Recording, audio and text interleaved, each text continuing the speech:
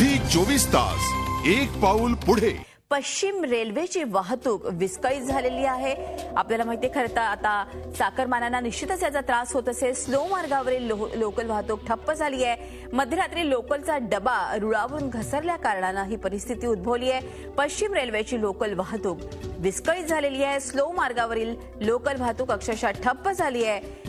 अर्थातच मध्यरात्री लोकलचा डबा रुळावरून घसरला आणि एकूणच आपण बघतोय पश्चिम रेल्वेची लोकल वाहतूक विस्कळीत झाली आहे। या संदर्भात जास्तीत जास्त अपडेट्स आपल्याला देण्याचा आम्ही प्रयत्न करू। विस्कळीत झाली आहे आणि अतिशय धीम्या गतीने ती चालते। काही प्रमाणात स्लो मार्गावरील लोकल देखील वाहतूक ठप्प झालेली आहे। आपण बघतोय की 7:30ची ही वेळ म्हणजे खरं तर मोठ्या प्रमाणात मुंबईकर कामाला निघतात। वेस्टर्न लाईनवरती अक्षरशः लोकांची झुंबड उडालेली दिसते। आपण बघतोय की लोकल जर का नाही मिळाली, लोकल जर का वेळेत नाही गेली, अगदी 2-2 मिनिटाच्या लोकलचा वेळापत्रक त्यांना माहिती असतं, मात्र ज्या तऱ्हेनं आपण बघतोय की लोकल आता ठप्प झालेली आहे स्लो मार्गावरची। त्याचबरोबर अनेक ठिकाणी लोकल वाहतूक विस्कळीत झालेली आहे।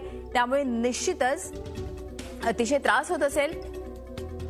या संदर्भात अधिक माहिती घेऊयात आपल्या प्रतिनिधी पूनम नार्वेकर यांच्याकडून। पूनम, एकूणच लोकल वाहतूक ठप्प झाल्याचं चित्र आहे, काय कारण आहे यामागे जरा सांगा।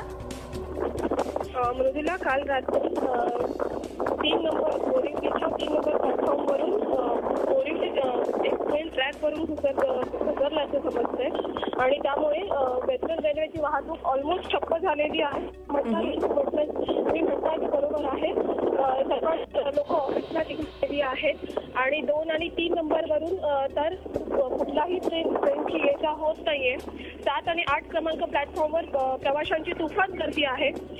मृदुला, वेस्टर्न रेल्वेची पुन्हा एकदा आपण म्हणतो निष्काळजीपणा म्हणू शकतो, कारण कोणत्याही प्रकारची अनाउन्समेंट इथे केली जात नाही आहे। त्यामुळे जे सकाळी आता प्रवासी, कारण ही घटना रात्रीची आहे आणि सकाळी जे प्रवासी यायला निघाले किंवा ऑफिससाठी जाण्यासाठी निघालेले आहेत।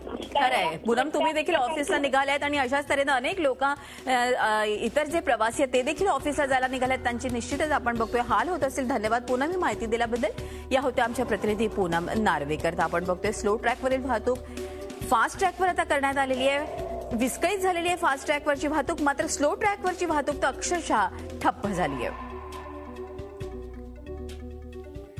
झी 24 तास एक पाऊल पुढे।